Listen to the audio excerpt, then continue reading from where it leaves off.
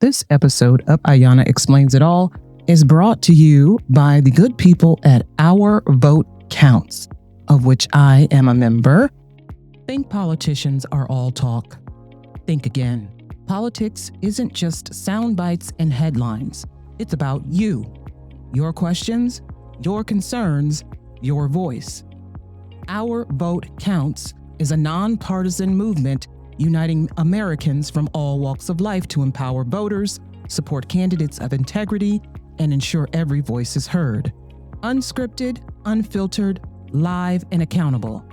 Through education, outreach, accountability, and action, we're building a stronger democracy, one informed vote at a time.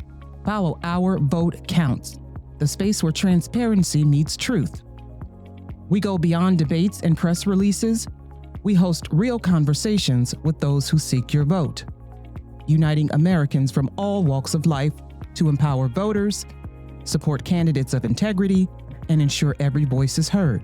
Through education, outreach, accountability, and action, we're building a stronger democracy, one informed vote at a time. Join us.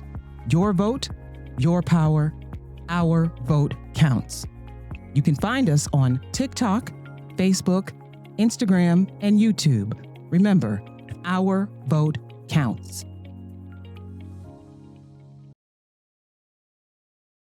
Hey everyone, have you been looking for a new way to support your favorite podcasts?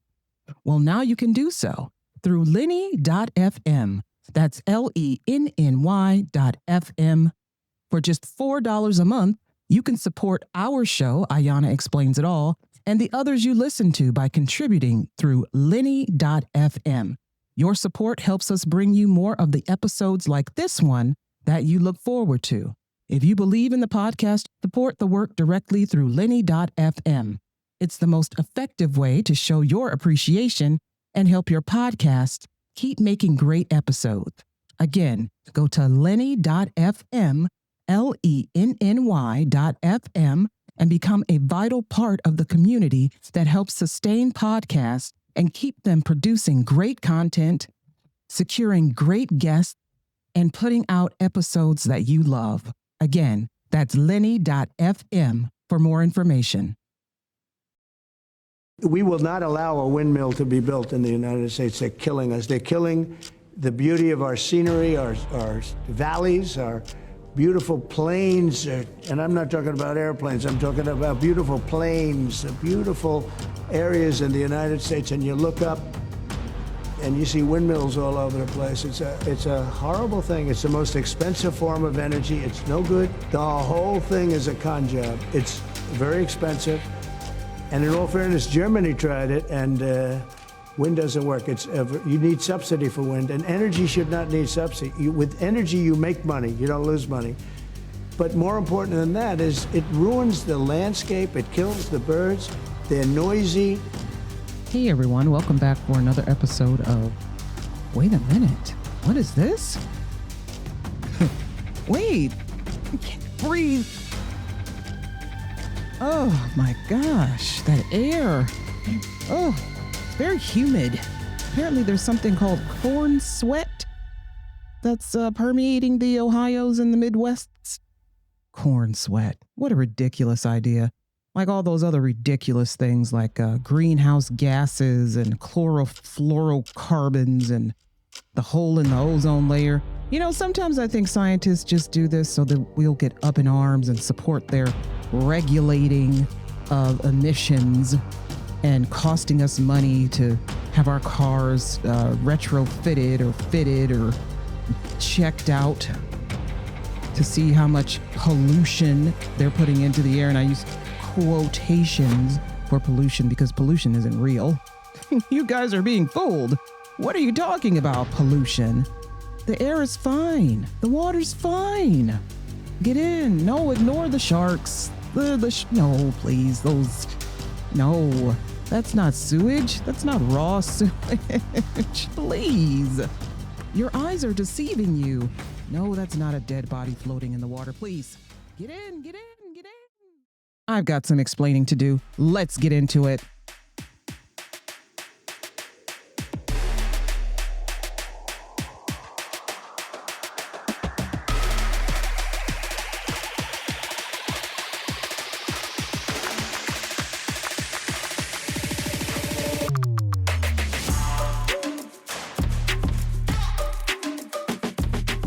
Hey everyone, welcome back for another episode of Ayana Explains It All, the podcast bridging the gap between current events and human behavior. I am your host, Ayana Fakir, your Black Muslim lady lawyer who has an opinion on every darn thing, including the environment. And if you couldn't tell that introduction, I was being facetious, all right? For real. But I am going to talk about the environment today. I am. Serious stuff going on. It's time we had a little chat about what's going on in our environmente. That corn sweat thing, that's a real thing. Yeah, that's a real thing. Ohio is a corn growing state. And apparently the corn is letting off a lot of condensation, which is going into the air and making things very humid.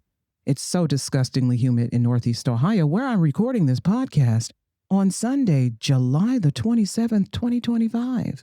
I'm recording this from Northeast Ohio, and I haven't been outside today yet because it's really hot out there and like it's really cold in my house. So I didn't see the point. But Ayana Explains It All is the podcast, as I said, bridging the gap between current events and human behavior, and it is available on multiple streaming platforms. If you go to our website, www.ayanaexplainsitall.com, you'll be able to find all things podcast, including those streaming sites. Spotify is our flagship, but we are also available on iHeartRadio, on Amazon Music, Good Pods, Apple Podcasts, Pandora, and a host of others, ladies and gentlemen, and theys and thems. Go to our website again, www.ayanaexplainsitall.com, and you'll find transcripts, show notes. You'll find links to every episode of this show. This is our 4th season. There are so many episodes. I don't even know how many episodes there are. And you would think I would know, because I am the host, the producer, the executive producer, the casting agent, the lady who collects the emails at ayanaexplainsitall@gmail.com. If you ever want to be on the show, you can hit me up at ayanaexplainsitall@gmail.com. That's AYANA explainsitall@gmail.com. And discuss with me ways that we can collaborate. Maybe you want to co-host one episode. You want to come on and talk about a particular topic. If you would like to sponsor Ayana Explains It All, you can also send me an email and talk about that. We can find ways to collaborate, get you some ads on my show. You heard that ad for Our Vote Counts. It's a group of people who I met on TikTok, and we've decided to do this collaborative educational effort where we host town hall style TikTok lives, and we have a person who's running for a political office. Doesn't matter who it is or what party they're running for or where the election is. We want to have them on our show. We've done it before with a person who's running for U.S. Senate in West Virginia, and it was very successful. So we decided to make this larger and open it up to candidates from all over the country. Hit us up in our DMs. That's Our Vote Counts on TikTok, Instagram, and Facebook. And let us know if you would like to be a part of the movement or if you have ideas for people who might want to go on the show. I'm happy to be back. I know I take such long breaks between episodes because my creative juices, it takes me a while to get the creative juices flowing. It takes me a while to read. I like to read a lot of things before I sit down and talk about a particular topic. I like to read journal articles, news articles, books, and I always mention the names of the sources in either the show or in the show notes, so you know who is talking and where I got the information from. Because even though I have an opinion on everything and I can explain a lot of things, I don't know everything, but I am a lover of the environment. Sure, I complain about all the trees in Shaker Heights. I promise you there are at least 1 million trees, which is a problem every time it rains because they're always knocking out the power when they fall down.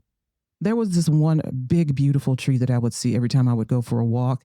And I believe it was about 2 years ago, we had a tornado come through our area, which, yes, we're dealing with tornadoes now. Like Ohio is Tornado Alley, which is crazy to me.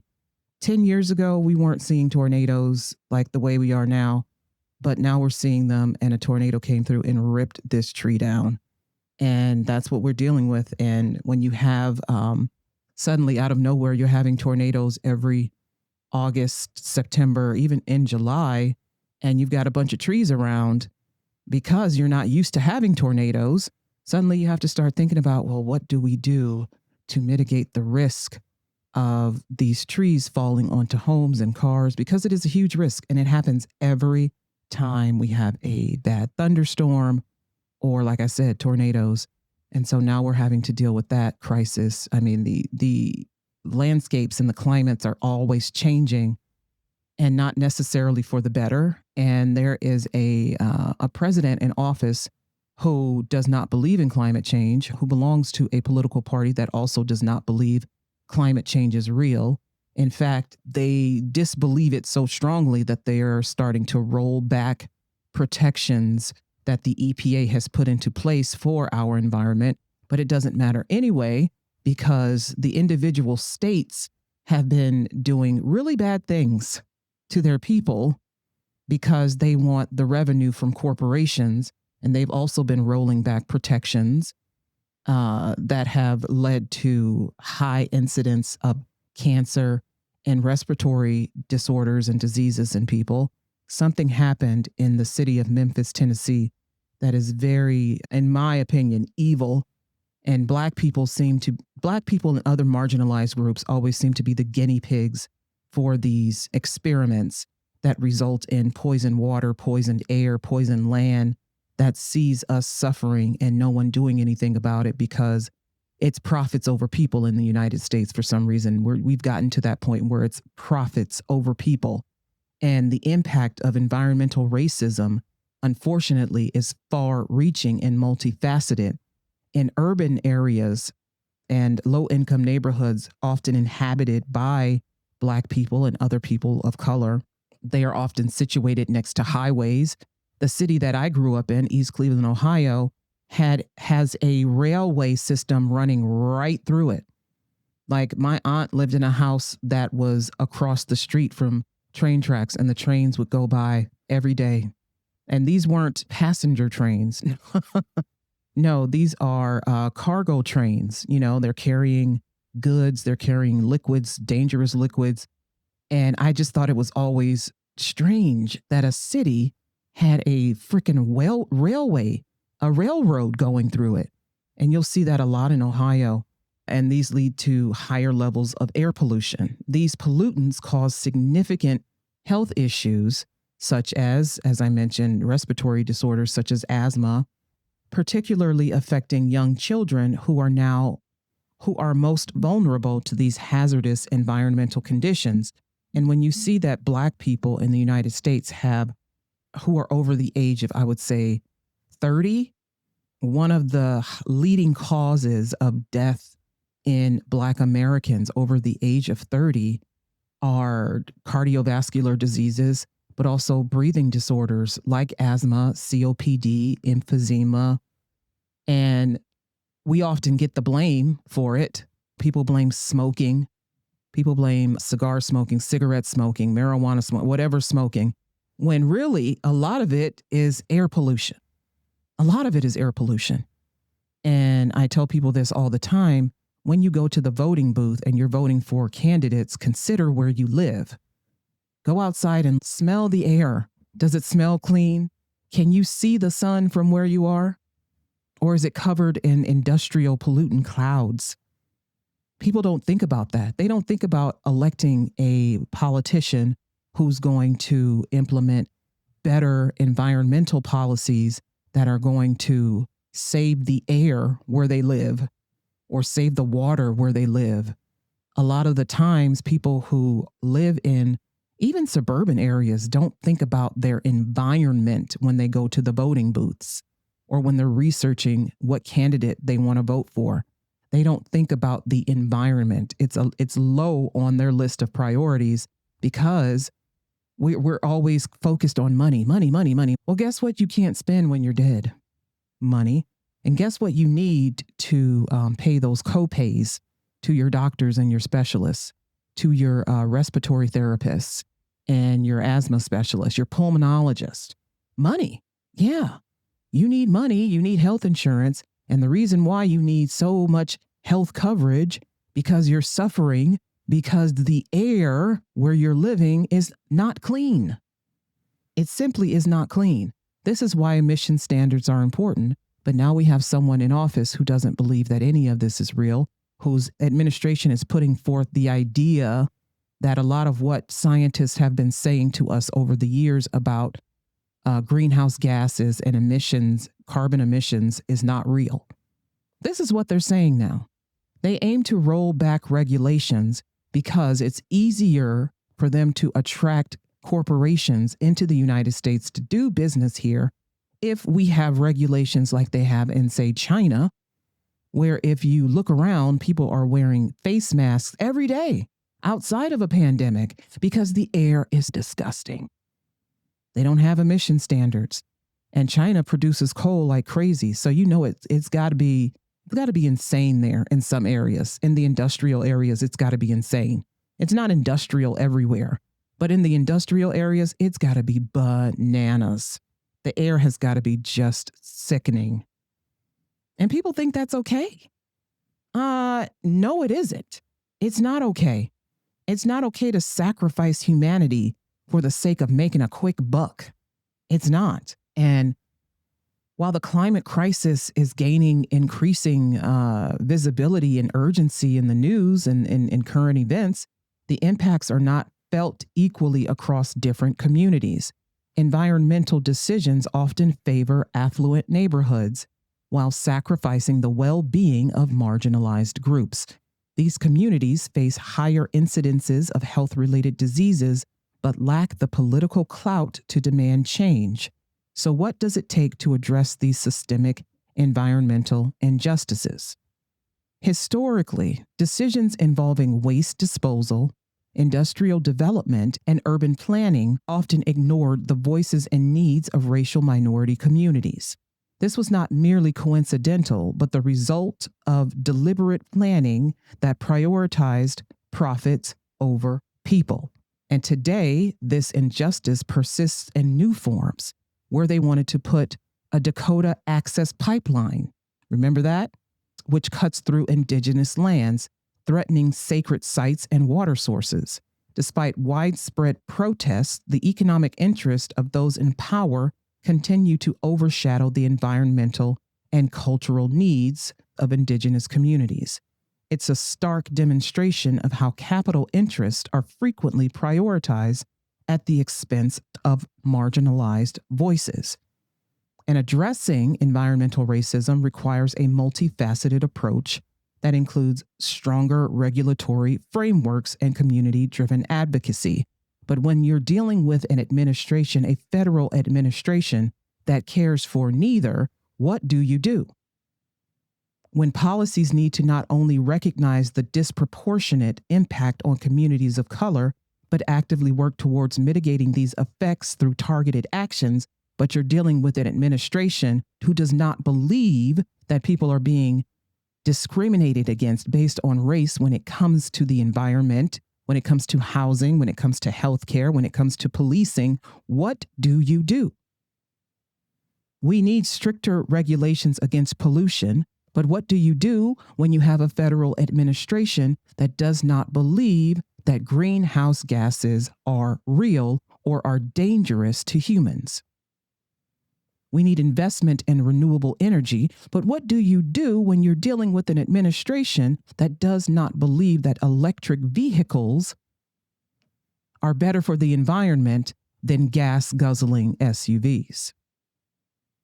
We need reparative justice measures aimed at communities most affected by historical environmental injustices. But what do you do when you have an entire state with a place called Cancer Alley, and that state is Louisiana, and the Speaker of the House of Representatives, Mike Johnson, is one of the representatives from that state, but is doing absolutely nothing to save the lives of the Black people affected by the environmental pollution that is being expelled into the air by the corporations brought into the state to boost its economy?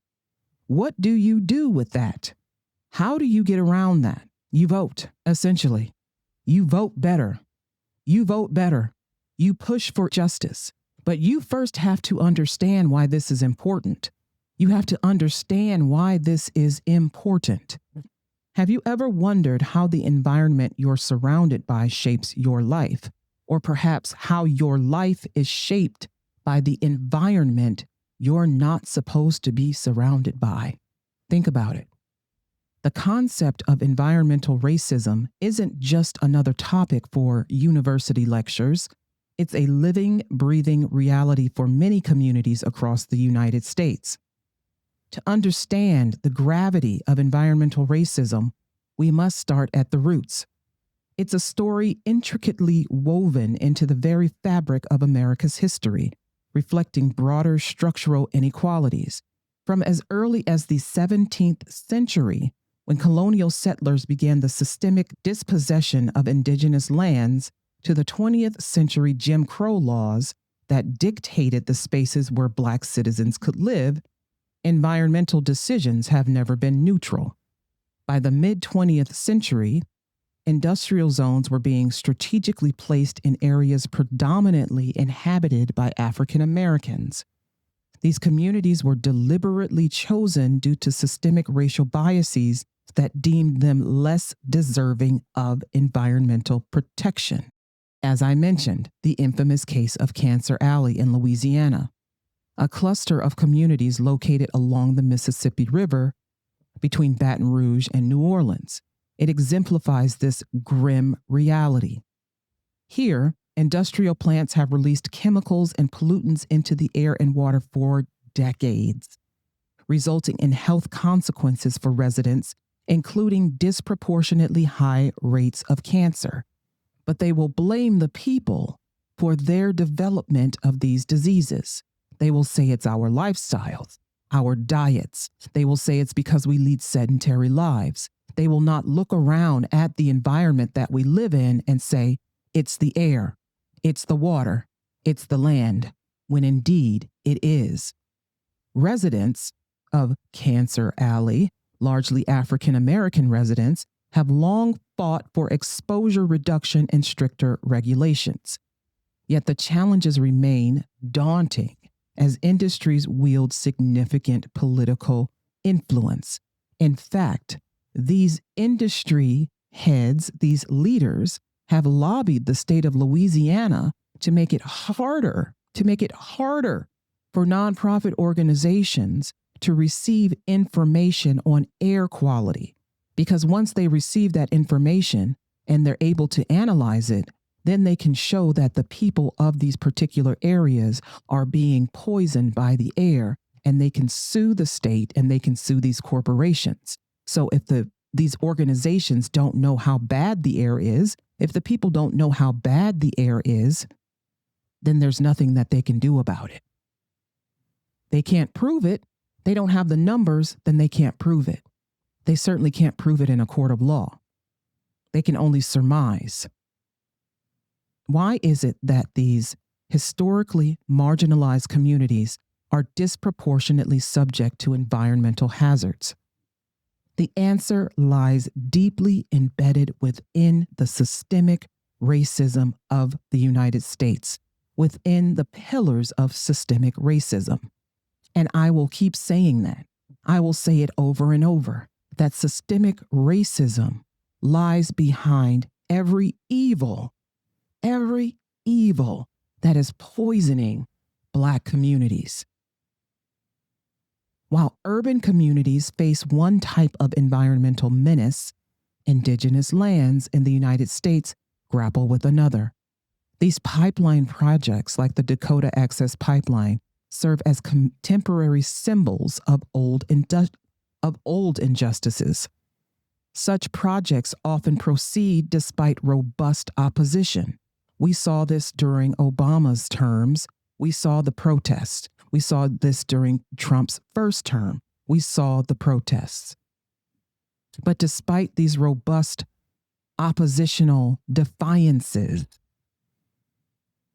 the pipeline was allowed to cross sacred grounds, violating treaties and threatening local ecosystems through potential oil spills and leaks.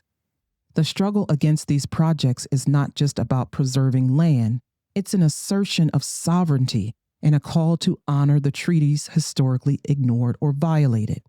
It highlights a pattern where political and economic power supersedes environmental and cultural rights, revealing the chilling endurance of colonial oversights.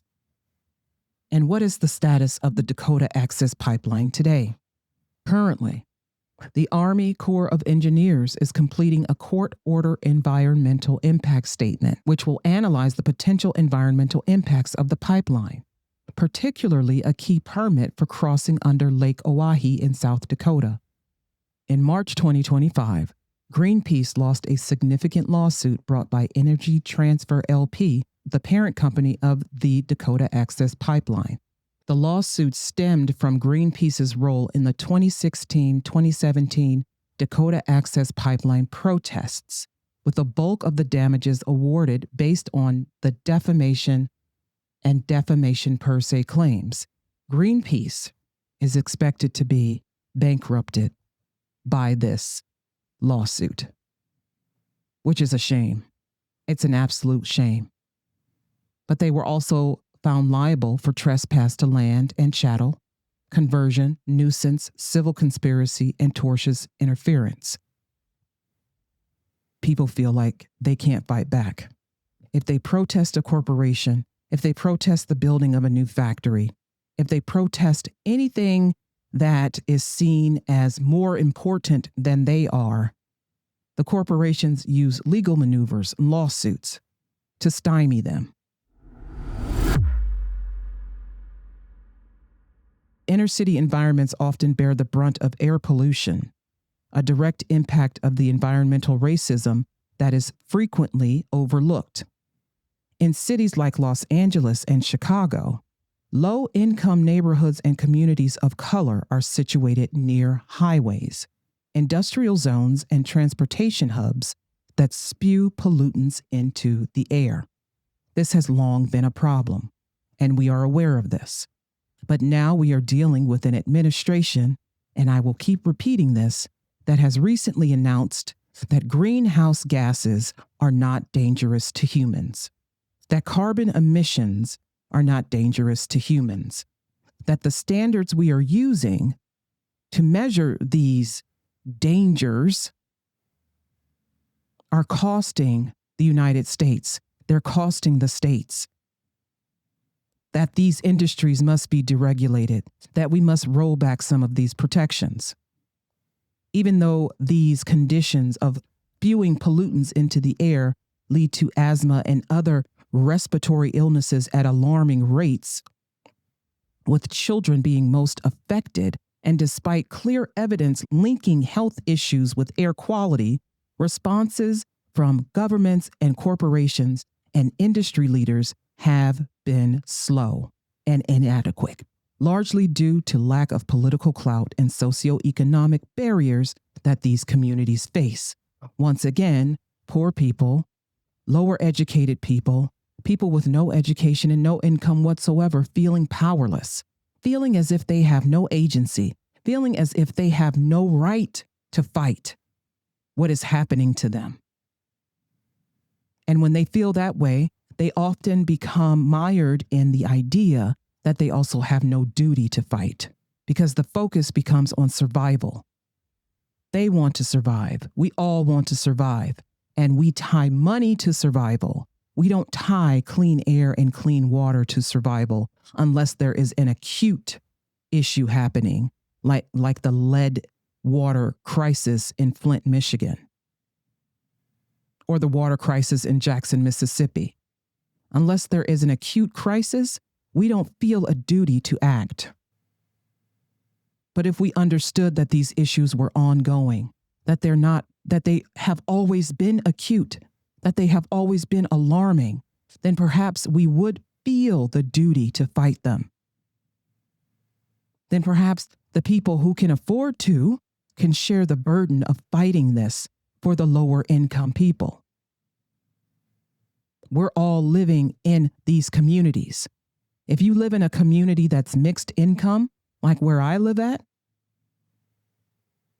you have the power to fight for the people who don't have what you have. Are you willing to is the question. In many states, the decision of where to locate landfills and waste facilities is heavily influenced by political and racial calculations. Take North Carolina's Warren County, often called the birthplace of the environmental justice movement. In 1982, a PCB landfill was placed in this predominantly Black community of Warren County, North Carolina. Public outrage was intense, sparking protests that drew national attention and highlighted the racial dimensions of waste facility siting. Decades later, disparities in waste management continue, as minority neighborhoods often have to contend with the stench and health hazards from these facilities. Just imagine you're living in a city which is mostly low income, and you start to smell a stench. And you remember, oh, well, there's an old meat packing factory that used to be here, so maybe that's where the stench is coming from. And you smell that stench for years. And because you live in this area, because you don't have much income, you think, oh, well, this is how it's supposed to be. It's supposed to smell bad. These places are supposed to have a certain smell to them. Because if you look around at the sidewalks and the streets, they're kind of tore up. They're not well maintained. The houses aren't in the best condition. There's supposed to be a kind of smell. But the smell gets stronger and stronger and stronger.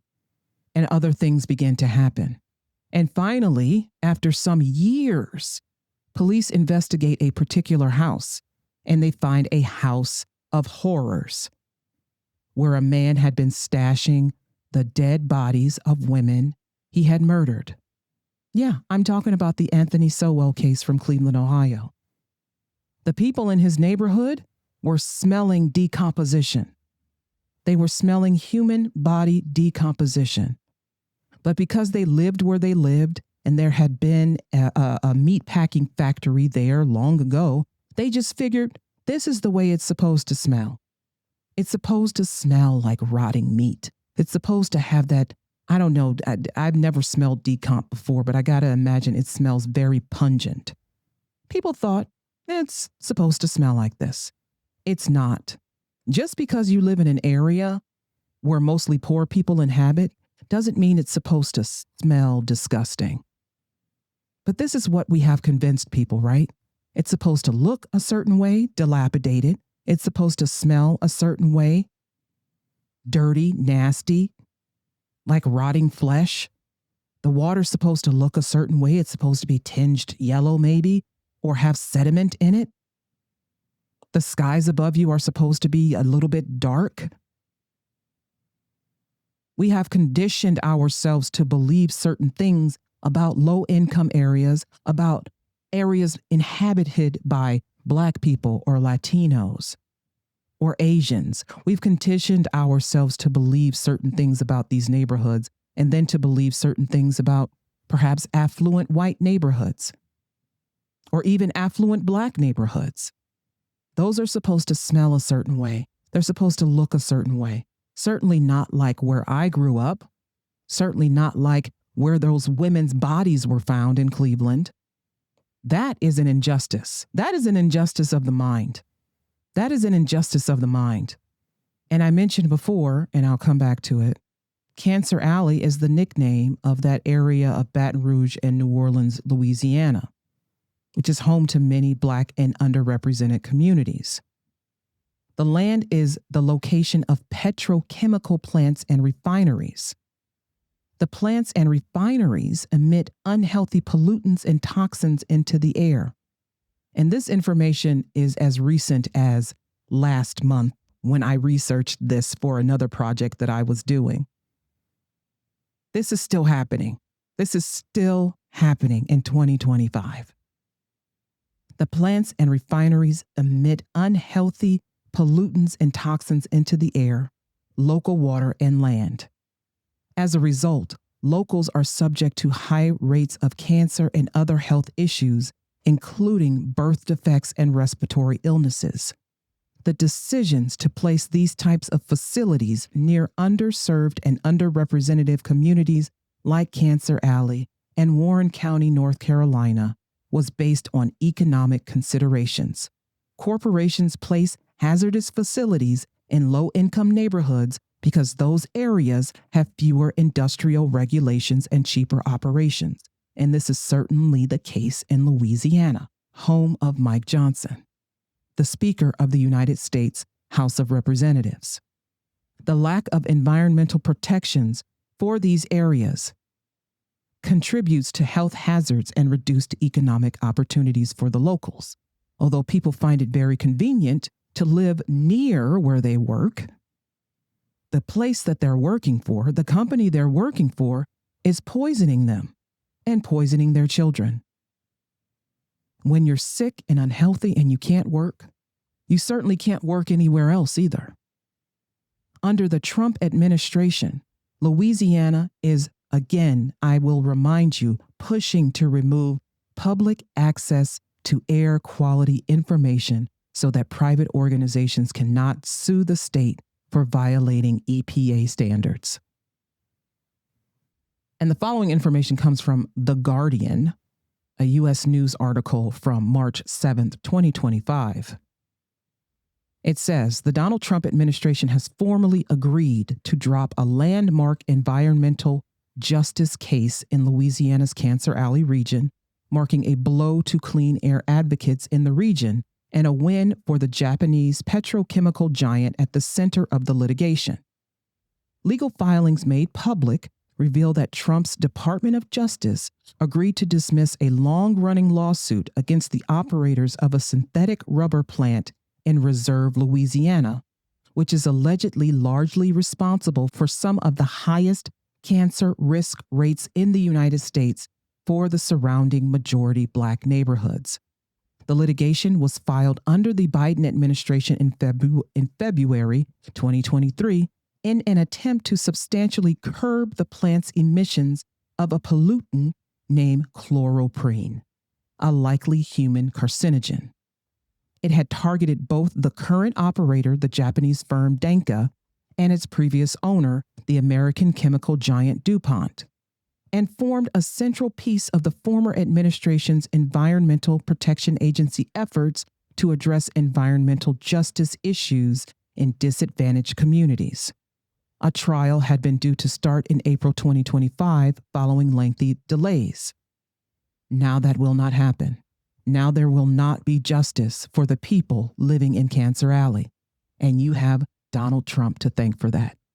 You have Donald Trump to thank for the continuing punishment of poisoning of Black men, women, and children in the United States of America. Will you continue to support him? This is from The Guardian. The Trump administration has started letting companies apply for 2-year exemptions from compliance with 9 rules from the Clear Air Act that were intended to curb pollution. And now, here comes the news that the Trump administration's EPA intends to declare greenhouse gases safe for the environment, a declaration that is heavily refuted by scientists and decades of scientific research. Instead of reducing emissions, Trump and his cronies in government who deny climate change is real intend to roll back regulations on emission standards. Even in my own state of Ohio, the governor intends to remove e-check, which is an environmental check on the emissions levels of cars registered in the state to ensure compliance with air quality standards. You'll no longer be required to ensure your car is not polluting the air. Another case of the Trump administration striking against EPA standards and allowing corporations to poison Black Americans. Jackson, Mississippi has one of the oldest water systems in the United States. As a result, the city has had a continuous water crisis that afflicts the everyday lives of its primarily Black community. In 2022, the issue reached a tipping point when the city's main water treatment plant nearly crumbled after several days of heavy rainfall. The situation caused most of the city residents to lose access to running water for a few days. During that time, residents had to wait in long lines to access safe water to drink, bathe, go to the bathroom, and cook. The governor at the time of Mississippi showed great disdain showed great indifference to what was happening to the people of Jackson, to the point that under the Biden administration, the Department of Justice declared this to be environmental racism and sued the state of Mississippi for denying Black people clean water. Federal funds were provided to the state of Mississippi to clean up the Jackson, Mississippi water system, which again is one of the oldest in the United States. And in 2025, the city has announced that it is running out of federal funds intended to upgrade its aging water system and will raise customer rates to cover the cost of much needed repairs. So far, cuts to the EPA have not interfered with Jackson, Mississippi's efforts to repair its water system. And whether the government will continue with its lawsuit and oversight of the water system remains to be seen. I certainly hope so. But in another area, in another blow to the Black American community, thanks to the Trump administration, in Lowndes County, Alabama. And this story is coming from The Guardian, from an article dated April 24th, 2025. It states, the Trump administration has killed a landmark civil rights settlement requiring Alabama to address raw sewage pollution in majority Black residential areas southwest of Montgomery, Alabama, dismissing it as an illegal diversity, equity, and inclusion agreement. Why?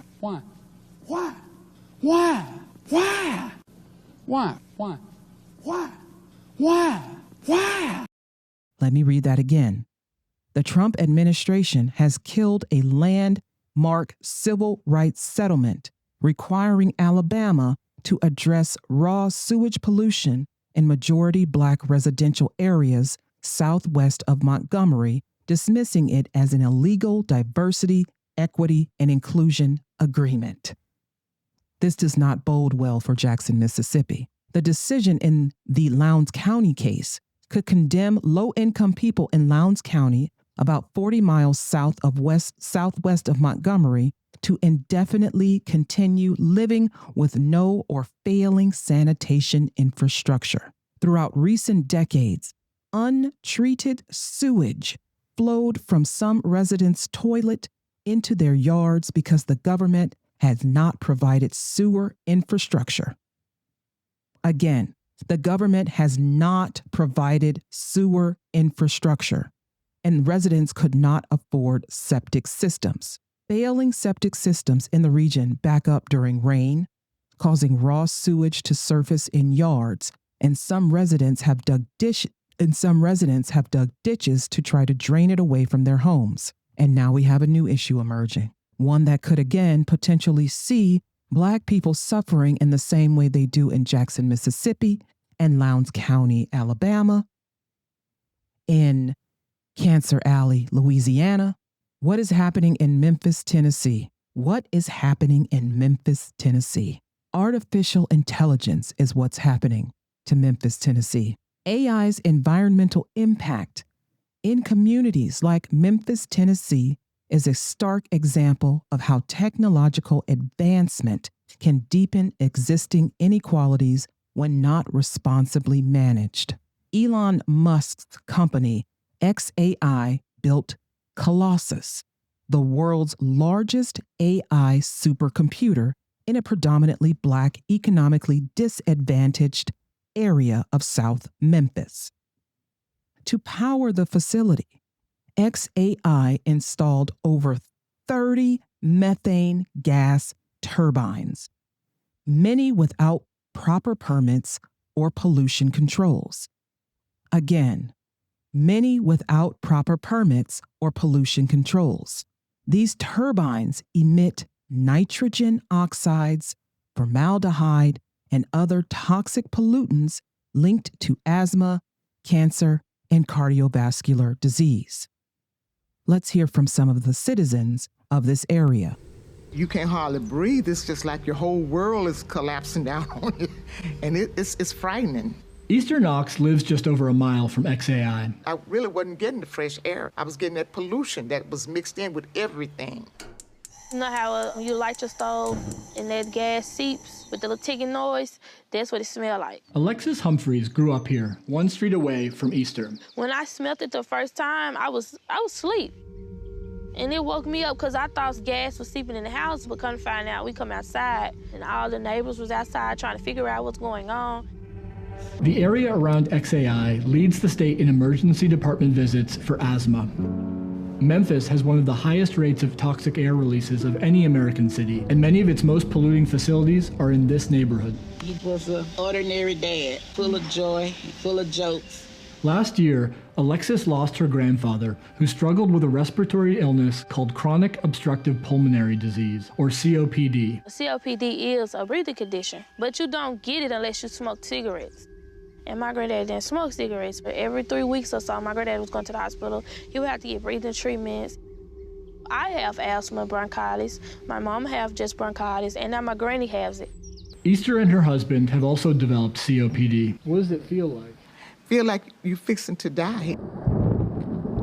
Elon, what he did with Memphis is objectively somewhat dirty, but he's also doing it in an area where there's like a bigger natural gas plant right next door and like a wastewater treatment and a garbage dump nearby, right? And he's obviously made the world a lot more clean than that one data center. In just 1 year, XAI has blown past existing polluters. They're emitting somewhere between 1,000 and 2,000 tons of NOx. I'm an air pollution guy, so I deal in those numbers all the time, and that's larger than anything else in Memphis. Gas turbines like these release 3 main types of deadly pollution: nitrogen oxides, formaldehyde, and fine particulate matter. Nitrogen oxides combine with other pollutants to form ground-level ozone, which causes and worsens asthma and COPD. Formaldehyde causes cancer, and particulate matter, airborne soot, can pass through your lungs and into your bloodstream, causing heart disease. Most companies that I've dealt with go to great lengths and spend a lot of money to make sure that the day they turn on their operations, they're also turning on their pollution control equipment. That's a given. For a company to do this, it's treating the people who live there as if they don't count. The turbines have increased Memphis's smog levels by 30 to 60%, making XAI one of the city's largest industrial polluters. Environmental advocates and local leaders describe South Memphis as a sacrificial zone. A sacrificial zone. That is a place where pollution is concentrated due to systemic neglect and racialized zoning practices. These people are being sacrificed for the sake of a corporation. Not just any corporation, but a corporation owned by the wealthiest human being on the planet. A person who has been given carte blanche to do what he will in the United States. He'll do it without permits. He'll do it without regulations. Ask the people who live near his rocket spaceship building plant in Texas how their houses rattle and shake, how they have to witness plumes of clouds of smoke going into the air every time he attempts to launch one of his failed rocket missions. But this is happening in Memphis, Tennessee, an area already suffering from the effects of systemic racism and air pollution. Despite contributing the least to carbon emissions, low-income communities like Boxtown bear the brunt of industrial pollution. Musk's private jet alone emits more CO2 annually than hundreds of local residents combined. XAI, Musk's corporation, operated turbines without Clean Air Act permits. He exploited regulatory loopholes. Local and national environmental groups, including the NAACP, have filed appeals to halt operations. Residents have also held public hearings and shared personal health stories and demanded accountability. Some turbines have been removed, but many remain active. And amid this, as I mentioned earlier, federal environmental protections are being rolled back, and the EPA has prioritized AI development over environmental justice enforcement. When people say that AI is ruining the environment, you must know how that happens. AI requires a lot of processing. And when those processors, when those machines heat up, they have to be cooled down. They have to be cooled down. And what do you have to use to cool them down? Water. AI is using human water sources to cool down the machines used to output information when you want to know what type of cracker goes with hard salami on a charcuterie board. It sounds ridiculous, and it is, but this is what's happening. But then the industrial turbines being used by Colossus are emitting pollutants into the air. So they're emitting pollutants into the air unregulated. Then they're sucking up all of the water. We'll have dirty air and nothing to wash it down. Memphis is becoming a test case for how AI's energy demands interact with environmental justice. Without safeguards, of course, AI infrastructure can replicate the same extractive patterns that have long harmed marginalized communities. Why is it that these historically marginalized communities are disproportionately subjected to environmental hazards? Again, the answer lies deeply embedded within the pillars of systemic racism. Systemic racism sets the stage for environmental racism.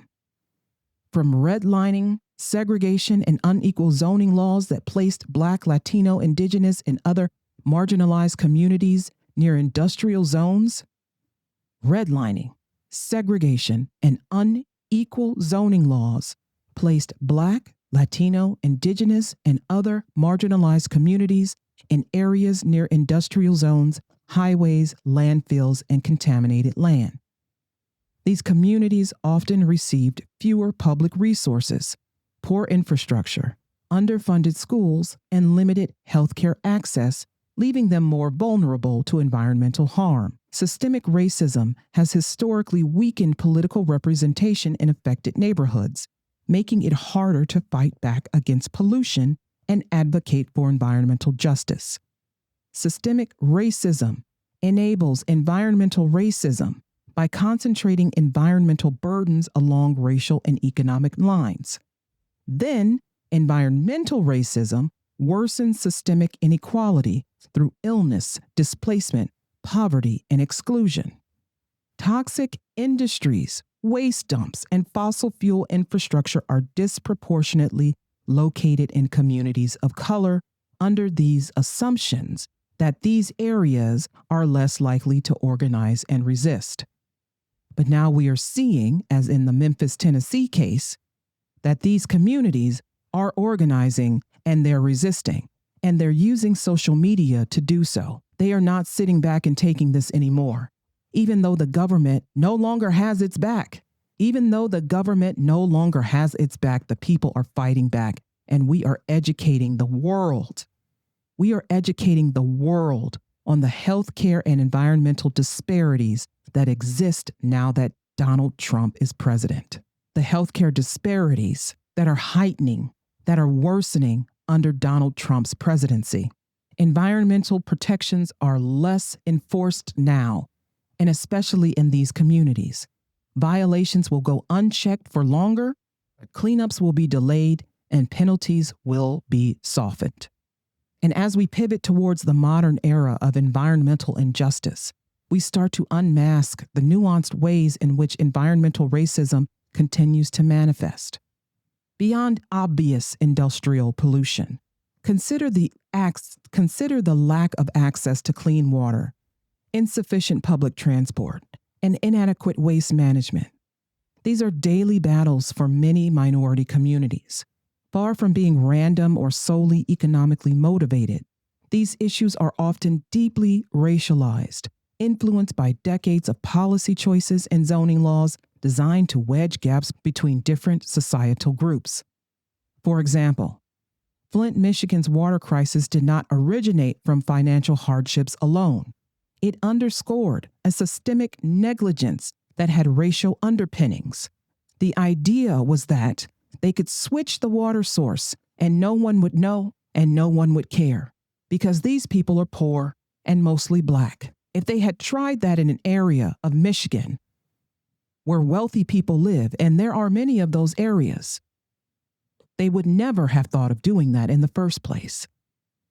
These ideas only occur to bureaucrats when it comes to poor areas and racial minority areas, because again, they assume that we are powerless. We are not powerless. They are power hungry. And in this second Trump presidency, the extreme views he put forth in his first presidency have only worsened. When Trump and the Republican Party deregulated some of the very important regulations on the railroad industry, we saw what happened in East Palestine, Ohio, when a train derailment led to the leaking of dangerous chemicals into the air and water system of the people of the surrounding town. And now those people are dealing with health issues. But instead of blaming Donald Trump and the Republican Party, which is where the blame squarely lies, they blamed who was president at the time of the derailment, Joseph R. Biden. He was not the one responsible. They blamed Pete Buttigieg, the Secretary of Transportation. He was not the one responsible. Donald Trump was responsible in his first presidency for what happened. And in his second presidency, in his second administration, what happened? The effects of what we saw from his policies are only going to get worse. They are going to worsen. If you go to the EPA website, you will find an article titled, EPA launches biggest deregulatory action in U.S. history, as if that is something to be proud of. The EPA Administrator Lee Zeldin announced the agency will undertake 31 historic actions in the greatest and most consequential day of deregulation in U.S. history. Now you have to ask yourself why an administration would be proud to deregulate an industry, an agency, rules that have saved the lives of Americans. You have to ask yourself why they are proud of that. Because deregulation means that corporations will be wanting to do business all over the United States and that they will come with their big buildings, their big factories, and they will be allowed to put as much pollutants into the air and water as they want, which means they'll be doing output that's so great. It'll be putting so much money into the economy and so many jobs, and people will have jobs, and it'll just be big and beautiful. And that is what they care about. Big and beautiful. Big and beautiful. Never mind that it kills people. Saving lives and ensuring that we get ahead of climate crises is what is most important. We have already seen astronomical flooding in Texas and New Mexico this year. Hundreds of people have died. And instead of pouring money into figuring out how to get ahead of these climate crises, we are saying no. We're going to roll back regulations. We are going to say what's important about climate pollution, what matters most, and what is quote unquote real. In a draft of a summary of the forthcoming proposal by the EPA, and this information is coming from Reuters, the agency is expected to say that the Clean Air Act does not authorize the EPA to impose emissions standards to address global climate change concerns and will rescind the finding that greenhouse gases emissions from new motor vehicles and engines endanger public health or welfare.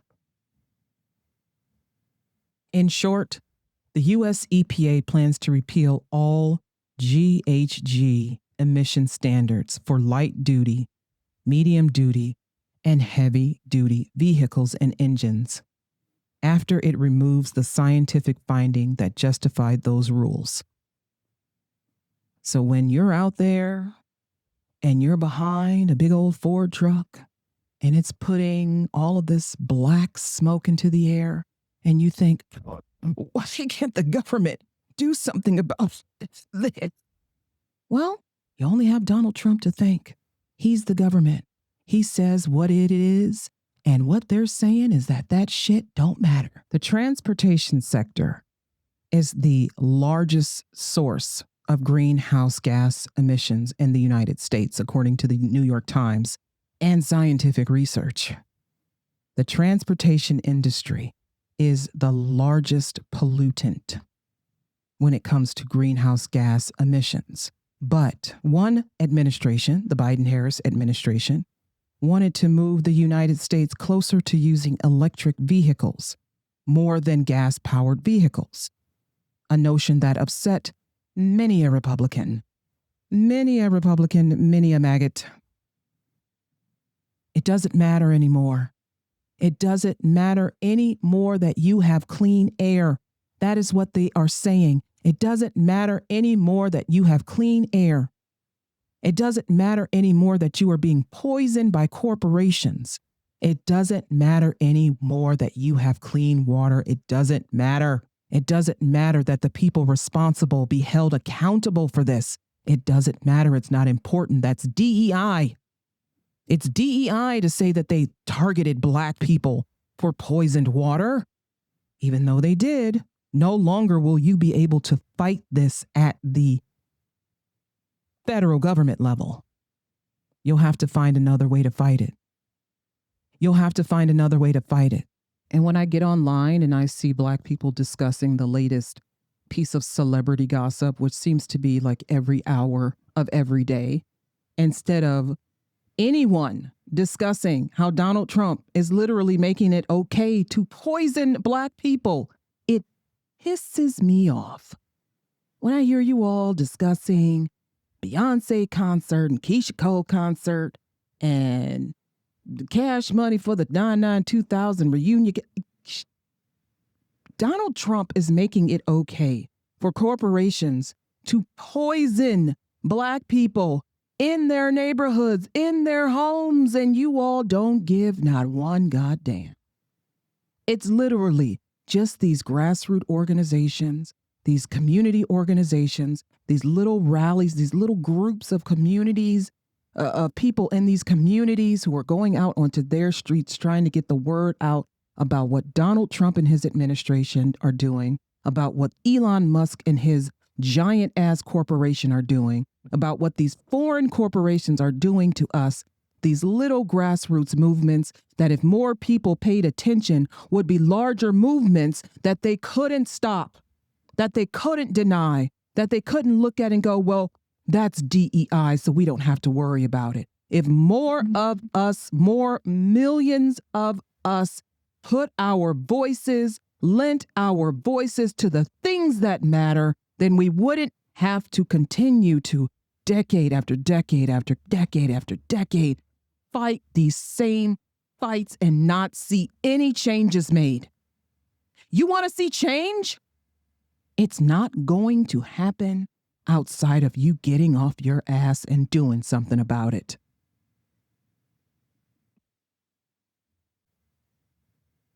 At least 300 families have been affected in Lowndes County, Alabama, and about 80% of septic systems were estimated to be failing in the region.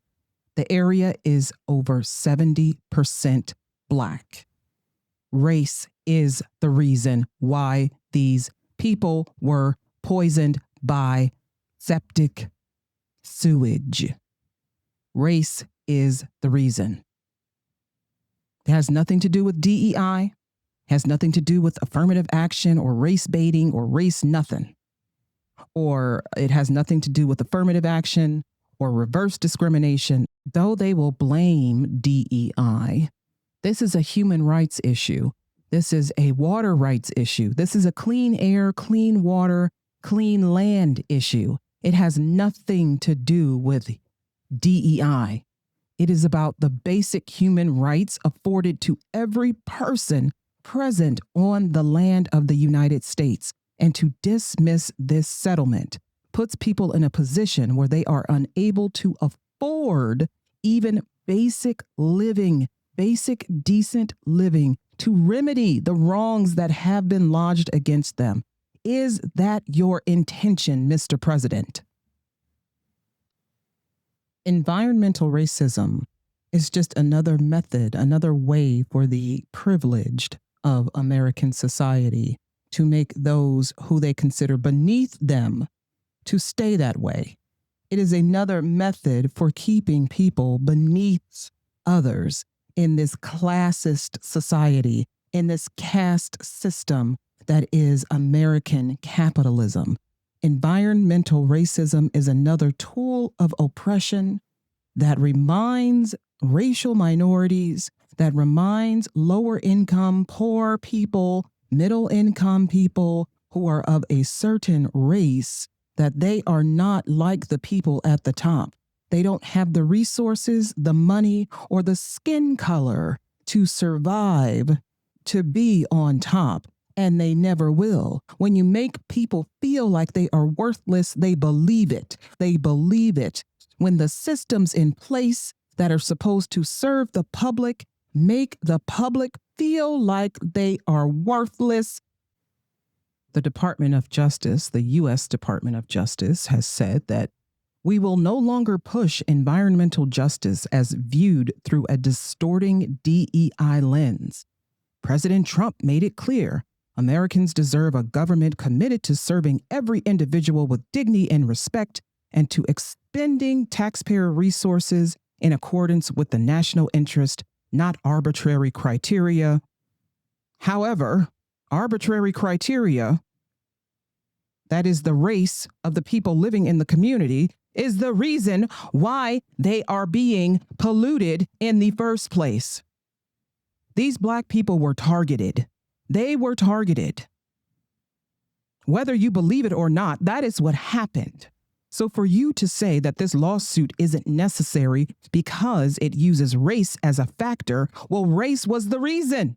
It's not using race as a factor, race, because it was a Black neighborhood, because these are Black people in a Black county. No one thought to care of the effects of this. No one thought to do anything about it. No one wanted to do anything about it. And when these people were found guilty of allowing this raw sewage to seep into the water system, that was a good thing. Renouncing that lawsuit and saying that it is a result of DEI is not only asinine, but it is dangerous. Having a lawsuit dismissed and allowing a corporation to poison people has got to be the lowest, most despicable move of any president. It's just another day for Donald Trump. And this has been Ayana Explains It All, brought to you by facts, figures, and enlightenment. Take care.